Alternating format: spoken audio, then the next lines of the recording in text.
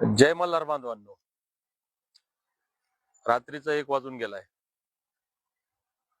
पाठीमागं थोड्या वेळापूर्वी जेवण करून आम्ही मुंबईहून निघालोय. काल म्हणजे आता रात्र असल्यामुळे दिवस बदललाय, 1 वाजून गेले. काल या राज्याचे मुख्यमंत्री देवेंद्र फडणवीस साहेब यांच्यासोबत बैठक झाली.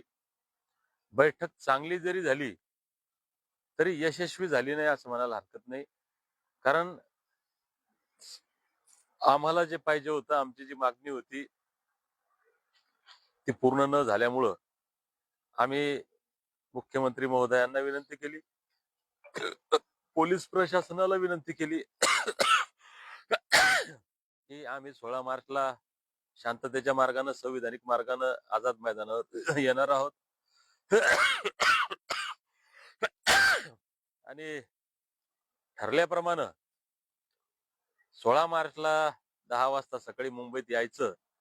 त्या अगोदर 15 मार्च रोजी म्हणजे उद्या, आजची तारीख 14 सुरू झालेली आहे. उद्या सकाळी 10 वाजता जालन्यातून आपल्याला निघायचंय, म्हणून आम्ही मुंबईतून निघालोय. आता रात्री उशिरापर्यंत म्हणजे सकाळी सकाळी आम्ही जालन्यात पोहोचू. आता आम्ही हा व्हिडिओ रेकॉर्ड होतोय, लाईव्ह जरी असलं तरी मला माहिती आहे आपण लोक झोपलेले आहेत. आता आम्ही जागतोय. गेली 6 महिने झाले पूर्ण माझी तब्येत, आता आतमध्ये शरीरामध्ये काय प्रॉब्लेम्स आहेत आणि काय शारीरिक अवस्था आहे माझं मला माहिती. आपण झोपलेले आहात, हरकत नाही बांधवांनो. पण उद्या ज्यावेळेस तुम्ही जागे व्हाल, मोबाईल चालू करा आणि हा व्हिडिओ पाहाल, त्यावेळेस उठल्या उठल्या आणि हा व्हिडिओ पाहिल्या पाहिल्या ठरवा की आमच्यासाठी लोकांचा किती संघर्ष चाललाय. आपण पण या संघर्षामध्ये सहभागी झालं पाहिजे. म्हणून जालन्यापासून तिकडचा जो भाग आहे, म्हणजे काही विदर्भाचा भाग असेल, हिंगोली असेल, नांदेड परभणीचा काही भाग असेल, ज्या लोकांना शक्य आहे त्यांनी जालन्यात यावं 10 वाजेपर्यंत. जालन्याहून सकाळी 10 वाजता निघाल्यानंतर अंबड, पैठण, शेवगाव, अहिल्यानगर, पुणे, मुंबई असा मार्ग असणार आहे. 15 तारखेला रात्री आम्ही मुंबईच्या वेशीवर मुक्कामाला येणार आहे आणि 16 तारखेला सकाळी 10 वाजता आझाद मैदान. येताना बांधवांनो, काही आपल्याला सूचना महत्वाच्या आहेत. आपल्याला 100% शांततेच्या मार्गाने प्रशासनाला, पोलीस प्रशासनाला सहकार्य करत आपल्यामुळे कुणालाही त्रास होणार नाही याची काळजी घेत यायचंय.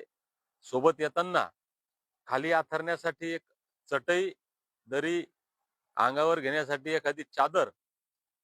कारण आमचा मुक्काम कुठं होईल आम्हाला माहिती नाही.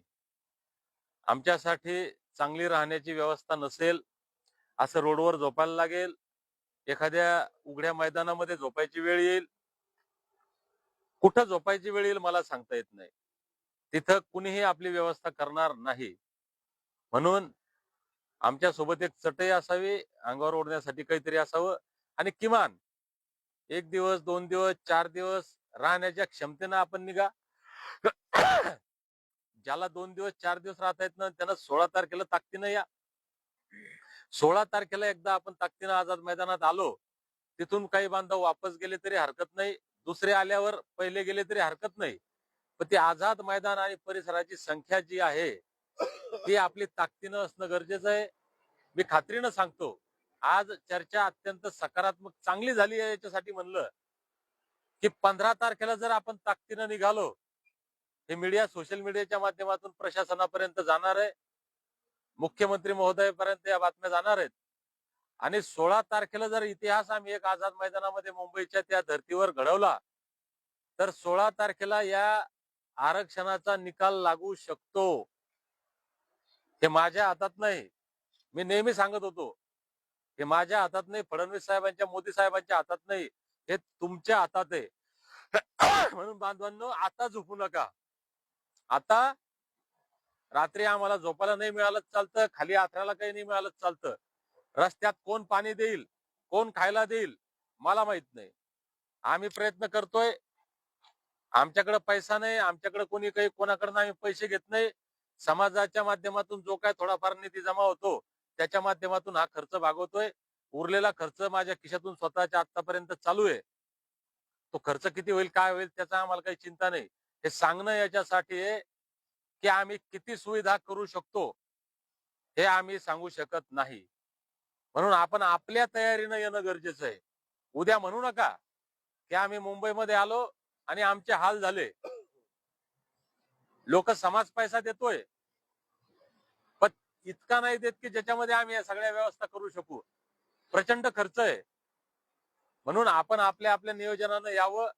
ही लढाई माझी नाही. आमच्या सोबत आता विजूभाऊ आहेत. सरपंच प्रल्हाद नेमाने यांची नाहीये. ही लढाई कुण्या एकट्याची नाही, ही सर्वांची लढाई आहे. समाजाच्या स्वाभिमानाची, समाजाच्या अस्तित्वाची, आमच्या लेकराबाळांच्या कल्याणाची ही लढाई आहे. म्हणून प्रत्येकानं ताकदीनं या लढाईमध्ये सहभागी व्हा. आपल्याला परवानगी मिळालेली आहे. डोंट वरी. आता पोलीस अडवणार नाही, कर्फ्यू लावणार नाही, नाकाबंदी करणार नाही. सन्मानानं, स्वाभिमानानं हातामध्ये पिवळा झेंडा घेऊन, गाडीला पिवळा झेंडा लावून, गळ्यामध्ये हा पिवळा रुमाल टाकून, येळकोट येळकोटच्या जयघोषाच्या गर्जना करत मुंबईच्या दिशेनं आपल्याला जायचंय. त्याच्यामुळं उठा मल्हार मावळ्यांनो, जागे व्हा आणि चला आझाद मैदान मुंबईच्या दिशेनं. आम्ही जागतोय, आपण आता झोपलेला आहे, पण आम्ही आता उद्या सकाळी थोडा आराम करू, कारण माझी तब्येत ठीक नाहीये. मी थोडा आराम करेल, दवाखान्यात जाईल. तुम्ही मात्र आता झोपू नका. जे बांधव आमचे झोपलेले आहेत त्यांना जाग करा आणि एक इतिहास घडवा. हा इतिहास घडवणं तुमच्या हातामध्ये. ही आमच्या अस्तित्वाची लढाई नाहीये. आम्ही आमच्या लढाया जिंकलोय आणि हरलो तरी काही फरक नाही पडत.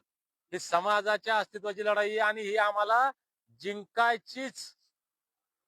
या जिद्दीनं आम्हाला लढायची आहे. म्हणून बांधवांनो, परत एक विनंती आहे. 100% शांततेच्या मार्गानं, संविधानिक मार्गानं पोलिसांना सहकार्य करत, आमच्या इतर समाज बांधवांना कोणाला त्रास होणार नाही याची काळजी घेत हे आंदोलन आपल्याला करायचंय. कारण बांधवांनो, शांतीत क्रांती आहे. म्हणून या शांततेच्या मार्गानं, सुरक्षित मार्गानं आपल्याला निघायचंय. बाकी काही गोष्टी बोलत राहू. आता हा व्हिडिओ करण्याचं कारण एवढंच आहे, की आम्हाला लिगली परवानगी पत्र येऊन जाईल, ती मिळालेली असं समजा. अजून पत्र आलं नाही, पण ते आलेलं आहे असं समजा. येईल, ते उद्या येईल, परवा येईल, कधीतरी येईल. पण आता पोलिसांची भीती बाळगू नका. पोलीस बांधव तुम्हाला त्रास देणार नाही. मागच्या सारखा प्रकार आता घडणार नाही. आणि इतक्या रात्री आता आमचा प्रवास सुरू आहे, रात्रीचे 1:30 वाजता आहेत. हे सुद्धा आपल्याला कळावं, आपल्याला जाणीव झाली. मी आतापर्यंत बोललो नाही माझी तब्येत किती खराब आहे. हे लोक माझ्या सोबत आहेत 24 तास. आणि यांच्यासारखी बरीच लोक त्या मुंबईमध्ये सोबत होती. या सगळ्यांनी पाहिलं. म्हणजे अगदी आज मुख्यमंत्री महोदयांसोबत चालवल्या असल्या बैठकीमध्ये सुद्धा मी किती वेळेस खोकलत होतो याचा हिशोब नाही करता येणार. मला आता बोलायला सुद्धा प्रचंड त्रास होतोय. आम्ही या वेदना सहन करतोय, हे काही मोठेपणासाठी सांगत नाहीये भावांनो. आम्ही हा लढा समाजाच्या भल्याचा प्रामाणिकपणे आणि प्राणांतिकपणे लढतोय. आमचा जीव धोक्यात घालून लढतोय. आमचं आरोग्य धोक्यात घालून हा लढा लढतोय. गेल्या 6 महिन्यापासून अर्धवर्ष कंप्लीट झालं. मला चांगलं आठवतं, मी 4 सप्टेंबर पासून या लढ्याचं नियोजन करतोय. 4 सप्टेंबर पासून आजची 14 फेब्रुवारी, 6 महिने संपून गेले. 14 मार्च 4 सप्टेंबर ते 14 मार्च 6 महिने संपले बांधवांनो. या 6 महिन्यामध्ये एकही दिवस असा गेला नाही की मी 24 तास आरामात आहे, डोकं शांत आहे, मला शांत झोप लागली असेल. ही शांत झोप त्याच दिवशी लागल ज्या दिवशी आमच्या लेकरा बाळांच्या कल्याणाचा मार्ग मोकळा होईल, आमच्या एसटी आरक्षण अंमलबजावणीचा मार्ग मोकळा होईल. म्हणून भावांनो, आता थोडी तरी आपण या सगळ्या आमच्या वेदनांची, आमच्या संघर्षाची जाण ठेवा. जे बांधव अजूनही कन्फ्यूज आहेत, काठावर आहेत, त्यांना विनंती आहे, भावांनो कन्फ्यूज होऊ नका. कन्फ्यूज होऊन कुठलीही लढाई तुम्ही लढू शकता, जिंकू शकत नाही. जे काठावर आहेत त्यांना विनंती आहे की मैदानात या. ज्यांनी वेगळ्याच रंगाचे चष्मे घातलेत त्यांना सुद्धा हात जोडून विनंती आहे की थोडेसे ते वेगळ्या रंगाचे, वेगळ्या ढंगाचे चष्मे काढा भावांनो. आमच्या लेकराबाळांच्या कल्याणाचा, धनगरांच्या अस्तित्वाचा, स्वाभिमानाचा हा लढा आहे. या लढ्यामध्ये खोडा घालण्याचं काम कुणीही करू नका. धन्यवाद. जय मल्हार.